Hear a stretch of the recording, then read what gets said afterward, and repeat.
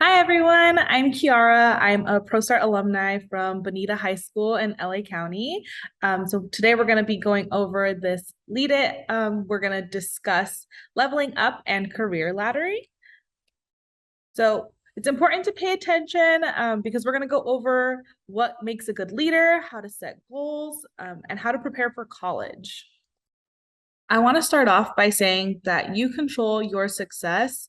So it's important for you guys to set goals for yourself and stay determined and push yourself and be self-motivated to be able to reach those goals and that leadership status that you want to achieve. You need to be your own leader. So take responsibility for your life and everything that you want to do. Set goals for yourself. Talk and walk the walk. Build people up, including yourself. Be confident. You are the one that knows your abilities the best. So don't be afraid to be confident in yourself and know that you can do whatever you're setting yourself up for. Be accountable for your actions and continue to learn. Being a great leader means you never stop learning, you never stop growing. The industry is constantly, changing. So I think being open to change and being willing to learn is what makes, always a great leader, is having that openness to continue to grow and never feeling like you know everything. You're never going to know everything. You might have different ways of doing things, but always be open to change and learning how to do things more efficiently, effectively, that sort of thing. So, a part of doing all of that, what makes a great leader is going to be teamwork, trust, and initiative. So, we're going to go more in depth on this. So, for trust, you want to make sure that you are dependable, you work with integrity, and you're honest. You want to be a leader that you would want for yourself, right? So when you're working, you want to make sure that your leader, your management is someone that you trust and you can go to when you have an issue, or if you simply just need help. You want to be able to feel comfortable and trust them and help and know that they're going to help you. So be that leader that you would want for yourself.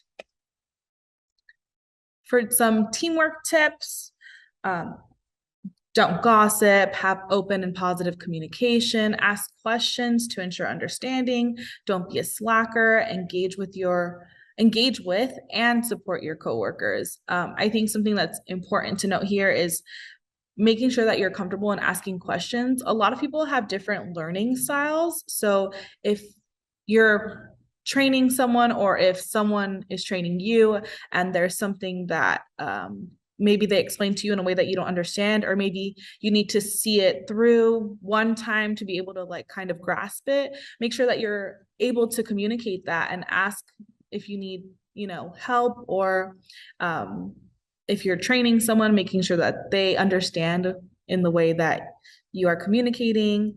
Don't be afraid to ask those questions, because I think that's only going to help you further along the line than you being too scared to ask a question and then never properly learning what you need to learn.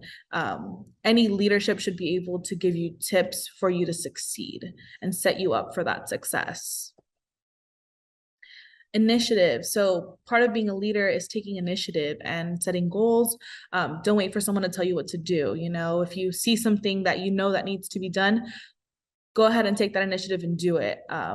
You want to set yourself up so you can plan ahead and avoid any potential problems that are going to come up. So that problem solving, take action, suggest solutions, set goals, and then just do things without being told to do it. That kind of helps push you forward and knows that you're keeping on top of things. And at the end of the day, you're just setting yourself up for that success. So follow through. You want to make sure that you're being reliable and you're being dependable. If you commit to something, do it. See it all the way through. You are responsible for your actions. So just make sure that you are taking that initiative, following through, doing all of these things to set yourself up. And then setting your career goals. There's so many jobs in this industry. It's such a massive industry. There's so many different ways in which you can grow and learn. Start getting to know your options and start planning on that. So an example of a way that you can grow with a company is this career laddering with BJ's. So they have the Green Apron program, the Blue Hat program, the Brew Genius, and then the Emerging Leader. So these are just some examples of how you can grow within a company like BJ's. So other unique careers in hospitality, there's research and development kitchens, there's events. When I first came into this industry, my main focus was just like, okay, there's restaurants and hotels, but there's so much more to this industry. Even just me in my career path, when I started, my first job was actually as a culinary instructor for kids. So that was like a super cool, fun job that I never would have thought of in this industry. I've also worked as an oven tester. So that was super cool because I never thought that I would ever work as an oven tester, but I got to do work with a team of engineers that were creating a new line of ovens, and I just baked all day and I made cookies and all sort of things just to learn like oven patterns, which I thought like that's not a job that I would have ever thought to do in this industry. There's also like stadiums and event venues. So there's a whole world of different job opportunities that you can test out in this industry. And if you don't like one, I'm sure there's something that you'll be able to find.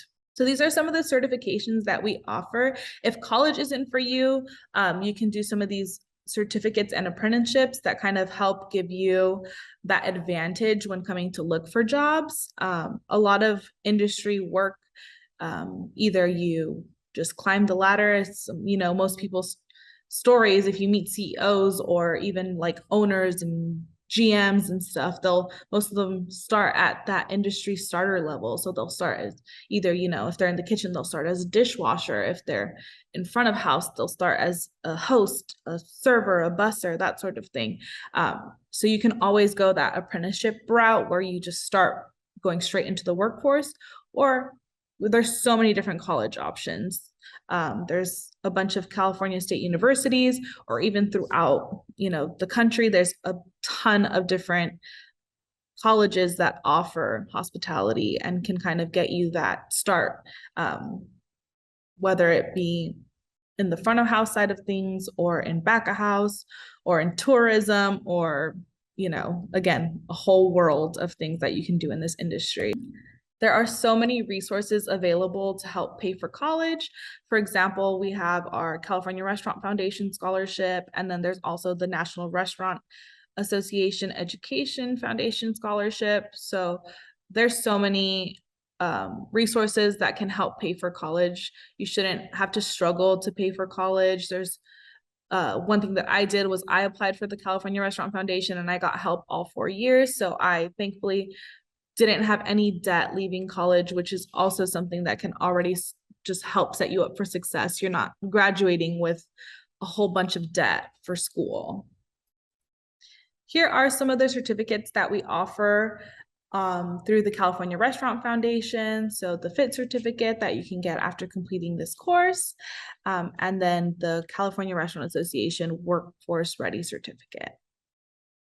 And then if you're looking for your first job or for a new job, these are some ProStart friendly restaurants. These different companies all support the ProStart program in one way or another, and they love to have ProStart students come to help work. So if any of these are, local to you, maybe you should reach out, see if you can get either a first job or a new job.